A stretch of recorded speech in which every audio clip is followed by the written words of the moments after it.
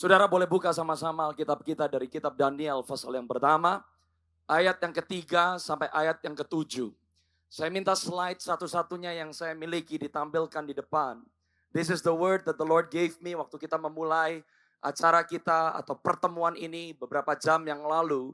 Saya minta saudara perhatikan baik-baik, ingat baik-baik. Dan saya mengucap syukur bahwa di dalam pesan yang disampaikan oleh Pastor Dio juga menyinggung hal yang sama. Compromise aborts the promise.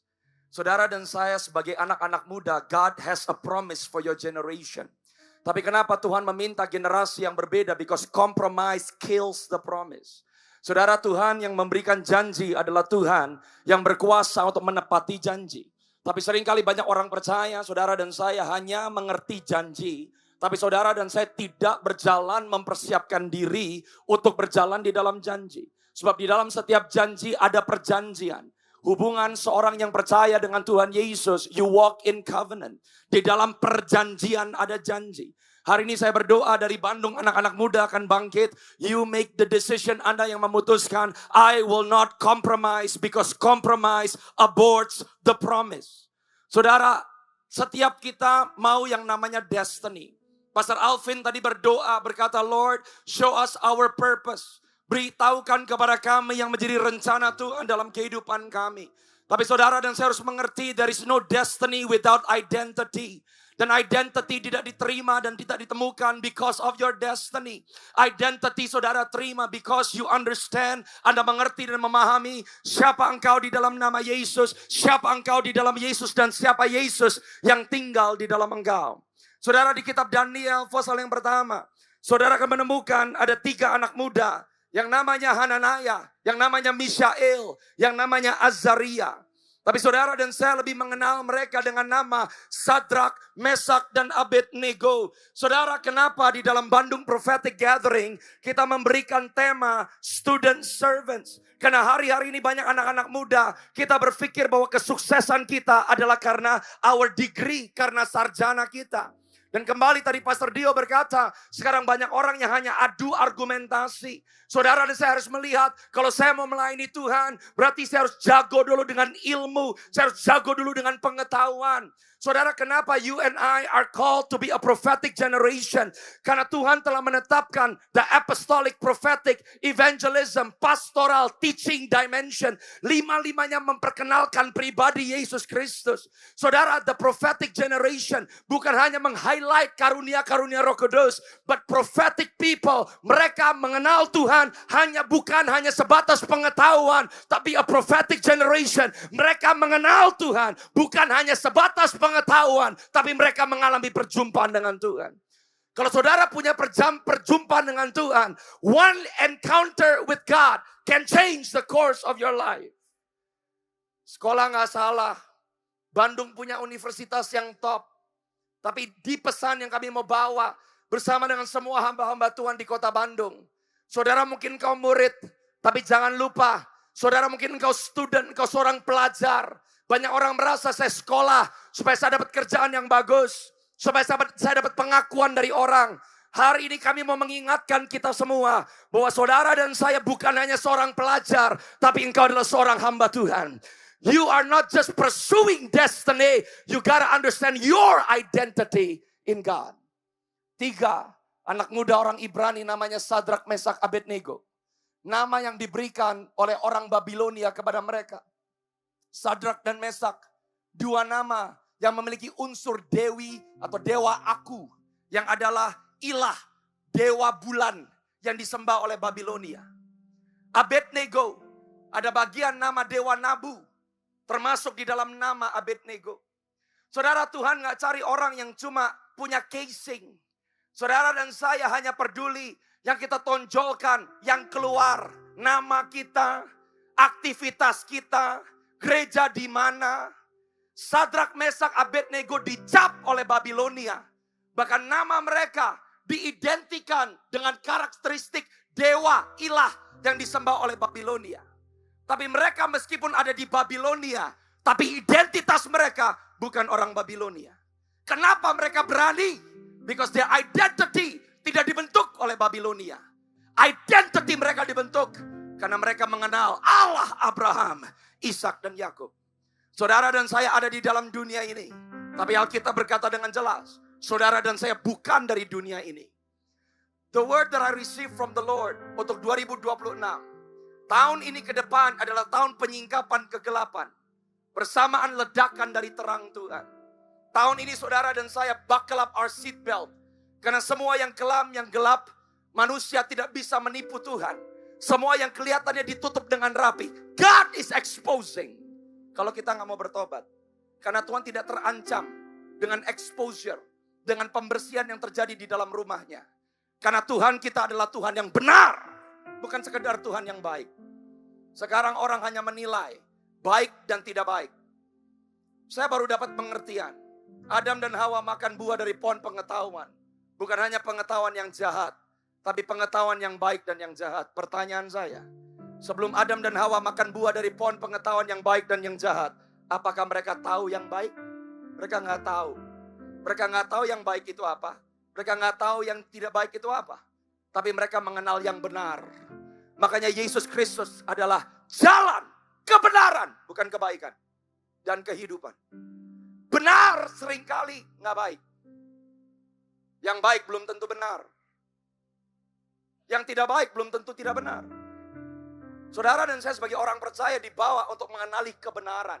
Tapi kita hanya mengukur sekarang manusia dari apa yang menurut kita baik, apa yang menurut kita tidak baik. Kalau Yesus Kristus selama dia hidup, dia dianggap baik, nggak mungkin dia dibenci. Bahkan ditinggal oleh orang, bahkan diludahi oleh orang, bahkan disalibkan oleh orang-orang Yahudi dan orang Romawi. Tapi Yesus membawa kebenaran. Yesus berkata kepada murid-muridnya, sama seperti aku bukan dari dunia ini. Aku mengutus kamu ke dalam dunia ini. Kamu tidak sama dengan dunia ini. Sama seperti aku dibenci oleh dunia ini. Kamu pun akan dibenci oleh dunia ini. Tapi ada karakteristik dari 3 anak muda orang Ibrani. Daniel pasal yang pertama. Coba lihat dari ayat yang ketiga. Saya mau bacakan buat saudara dan saya. Alkitab berkata di Daniel pasal yang pertama. Ayat yang ketiga. Nanti saya tutup di Daniel pasal yang ketiga 27 dan ayat yang ke-30.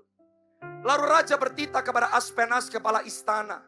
Untuk membawa beberapa orang Israel yang berasal dari keturunan. Kalau ada keturunan berarti ada warisan.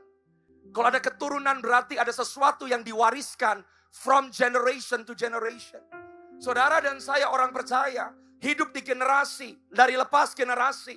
Tuhan memilih saudara dan saya hidup di tahun ini 2026, di abad ini, di masa ini. Tapi warisan yang saudara dan saya bawa bukan sesuatu hal yang baru.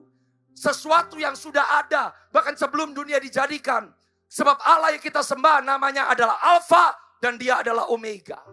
Keturunan raja dari kaum bangsawan. Saudara dan saya bisa ada di kota Bandung atau di kota yang berbeda-beda. Anda sedang menimba ilmu, Anda sedang mencari, mengejar edukasi supaya Anda bisa dapat sarjana, Anda bisa dapat titel, Anda bisa bekerja di perusahaan asing, di Indonesia atau di luar Indonesia. Tapi jangan pernah lupa bahwa kamu adalah keturunan yang ilahi oleh karena darah Yesus yang ada di dalam kehidupanmu. Jangan pernah lupa. Lebih daripada anggota bangsa Indonesia atau the citizen of the Republic of Indonesia, saudara dan saya adalah warga negara kerajaan surga. Jangan pernah lupa your identity. Identitasmu tidak dibentuk karena apa yang orang katakan terhadap engkau. Identitasmu tidak dibentuk karena keadaan zaman yang kau hadapi. Kita berkata di ayat yang keempat, orang-orang muda tidak ada satu celah, berperawakan baik, memahami berbagai-bagai hikmat, berpengetahuan banyak, punya pengertian tentang ilmu. Orang yang cakap untuk bekerja dalam istana raja, supaya mereka diajarkan tulisan dan bahasa orang Kasdim.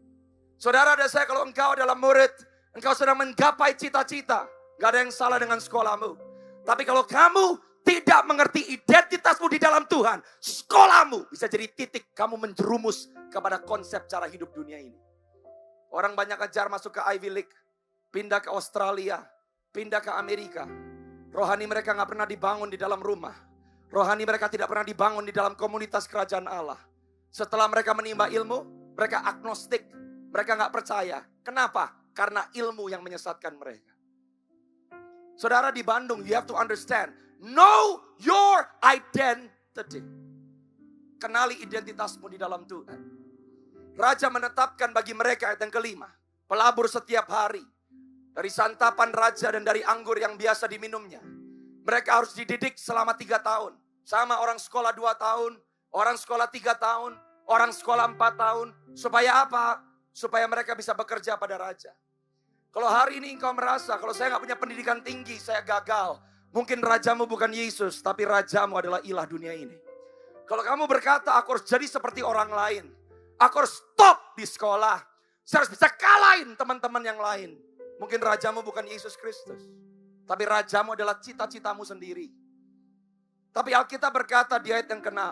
Di antara mereka, ada juga beberapa orang Yehuda. Yakni adalah Daniel, Hananya, Mishael, dan Azaria. Saudara, bagaimana compromise bisa datang? 2 hal. Sadrak, Mesak, Abednego, atau Hanaya, Mishael, dan Azaria. Raja berkata, kalau kamu gak menyembah patung, maka kamu dicampakkan ke dalam perapian. Seringkali saudara dan saya, kalau kita mau sungguh-sungguh menjadi seorang penyembah yang benar di dalam Yesus Kristus, menyembah di dalam roh dan kebenaran, kenali apa yang seharusnya tidak kamu sembah dalam hidupmu. Apa yang kamu sedang sembah? Apa yang seharusnya tidak kamu sembah dalam hidupmu? Daniel, challenge-nya berbeda. Daniel berdoa sehari 3 kali. Dia buka kaca, dia buka jendela, dia menghadap Yerusalem. Dia berdoa, dia bernyanyi, semua orang mendengar. Padahal ada perintah, kamu gak boleh berdoa kepada Allah yang lain. Saudara, kompromi akan datang di akhir zaman. Di mana anak muda dibuat malu. Ngapain kamu ke gereja nyanyi-nyanyi? Ngapain kamu pelayanan? Ngapain kamu habisin waktu untuk fellowship? Gereja kan semuanya palsu. Pendeta kan semuanya jelek. Tapi maukah saudara dan saya seperti Hanaya, Mishael dan Azaria seperti Daniel. Yang punya pendirian, identitasnya dibentuk bukan karena keadaan mereka. Tapi identitas mereka dibentuk karena pengenalan mereka akan Tuhan yang mereka sembah.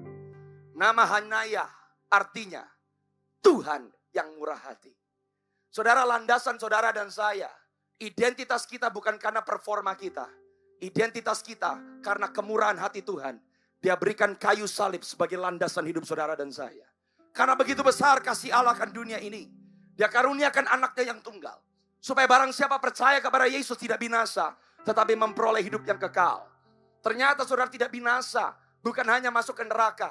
Kita lepas dari hidup yang sia-sia, hidup yang merana, hidup yang gak punya tujuan, hidup yang stres, hidup yang depresi. Barang siapa memiliki Yesus, saudara dan saya, identitas kita bukan karena apa yang kita lakukan. Identitas kita karena apa yang Tuhan sudah lakukan. Tapi because He's a generous God, Dia mencari generasi yang siap memberikan segala sesuatu. Apakah kamu rela kehilangan pamormu? Kamu kehilangan nama baikmu. Kamu kehilangan popularitasmu. Kamu dianggap oleh dunia sesat. Kamu dianggap oleh dunia gak relevan. Kamu dianggap orang Kristen yang antik. Tapi ingat saudara dan saya, we receive the generosity of God. And God is looking for a generous generation.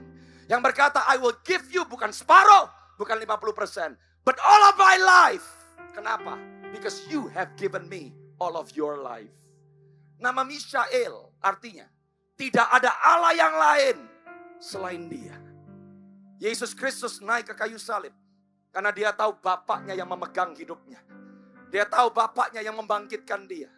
Dia tahu Bapaknya tahu apa yang dilakukan. Saudara dan saya, maukah engkau jadi generasi yang percaya kepada otoritas Tuhan dalam hidupmu? Meskipun menurut orang, apa yang kau lakukan membuat engkau didiskualifikasi. Kamu kehilangan kesempatan. Kamu gak seperti orang lain. Maukah engkau menjadi generasi yang berkata, sukses bukan di tangan sarjanaku. Berhasil bukan karena opini orang. Tuhan yang punya otoritas penuh atas hidupku. Apa yang Dia katakan pasti terjadi. Meskipun sepertinya bertolak belakang dengan apa yang logical. Tapi maukah engkau berkata, the authority of my life bukan di tanganku sendiri. Tapi otoritas yang ada atas hidupku adalah apa kata Tuhan atas aku. Dan yang terakhir, Azaria. Nama Azaria artinya Tuhan yang siap menolong. Saudara, God is trustworthy. Menarik saudara. Azaria namanya artinya Tuhan siap menolong. Tapi waktu mereka diperhadapkan dengan dapur perapian yang keluar dari mulut mereka, meskipun tidak ditolong. Maukah kita menjadi orang percaya anak-anak muda yang gak gampang kecewa waktu doa gak dijawab, yang gampang kecewa waktu sesama orang Kristen mengecewakan. Terima, semua kita masih manusia yang butuh kasih karunia Tuhan. Yesus mengajarkan love.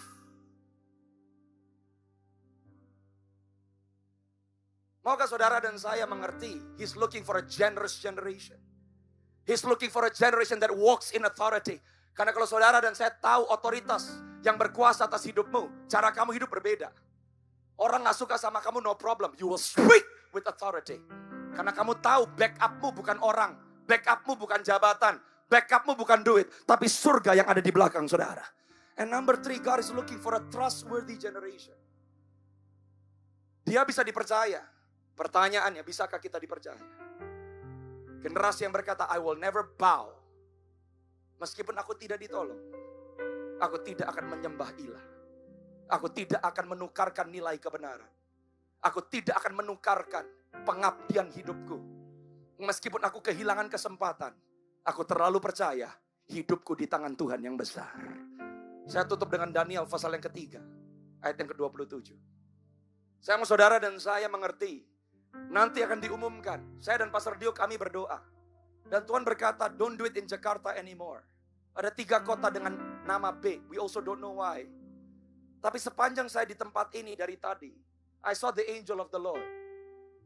My heart is trembling naik ke sini. Tapi Tuhan berkata Bandung akan seperti anak panah yang runcing. Bandung akan melejit terlebih dahulu.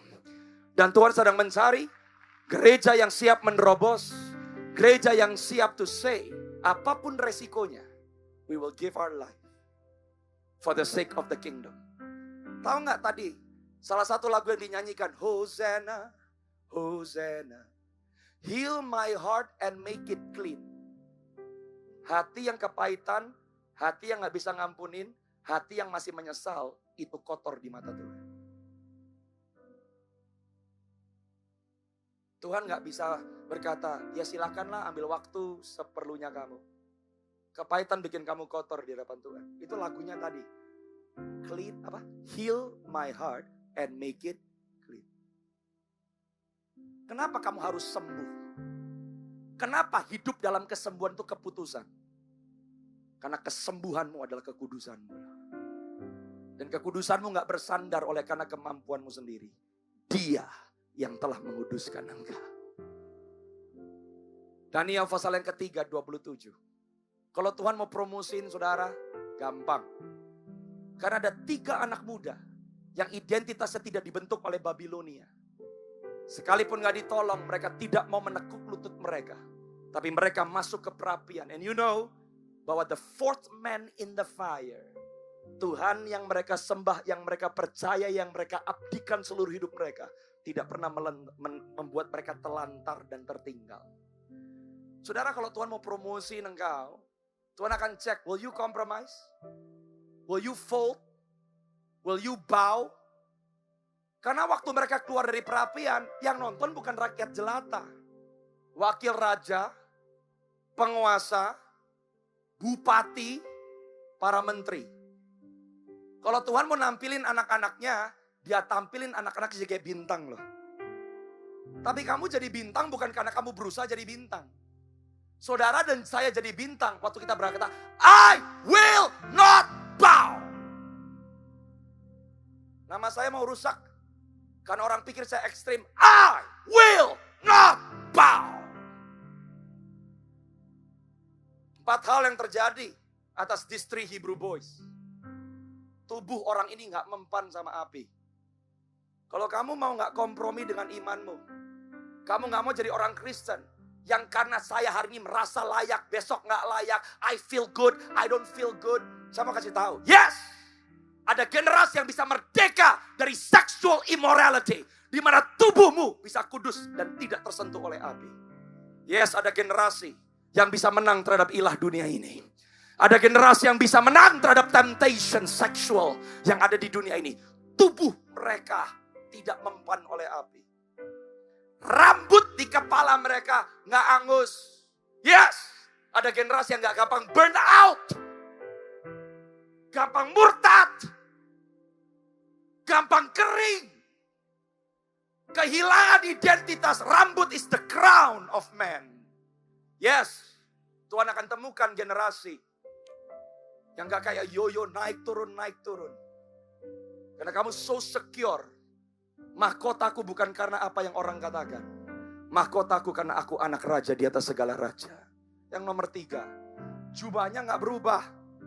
Gereja bukan bunglon yang berubah untuk menyesuaikan diri dengan zaman. Tuhan akan memakai anak-anak muda dan generasi yang memang tidak sama dengan dunia. Kenapa? Yang tidak sama baru bisa bawa perubahan.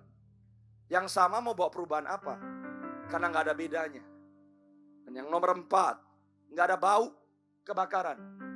Generasi yang disertai dengan tanda-tanda yang ajaib.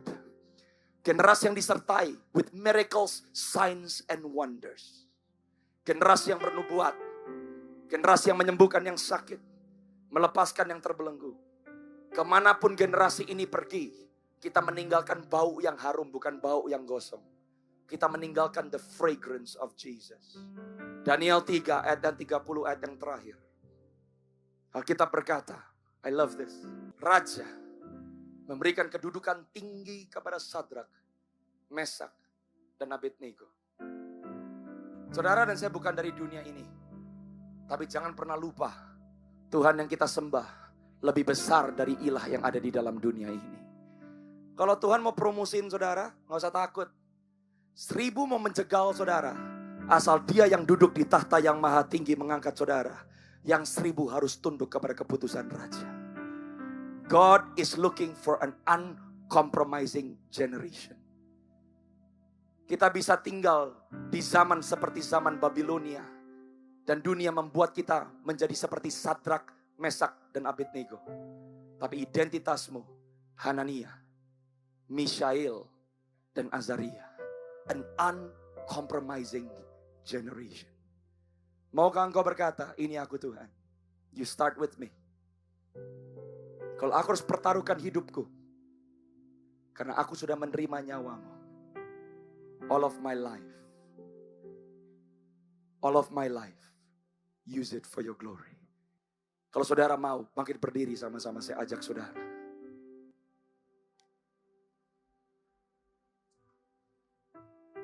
Remember, compromise aborts the promise. Tundukkan kepala. Karena hari ini engkau akan diutus. Hari ini engkau akan diutus dengan pesan yang kau dengar. Dengan doa yang dinaikkan di hadapan hadirat Tuhan, engkau akan diutus. Saya sangat percaya bersama dengan semua hamba-hamba Tuhan di tempat ini. Every pastor, every leaders. Sepakat dengan Pastor Dio. Kuasa Tuhan yang ajaib akan menyertai langkah saudara hari ini.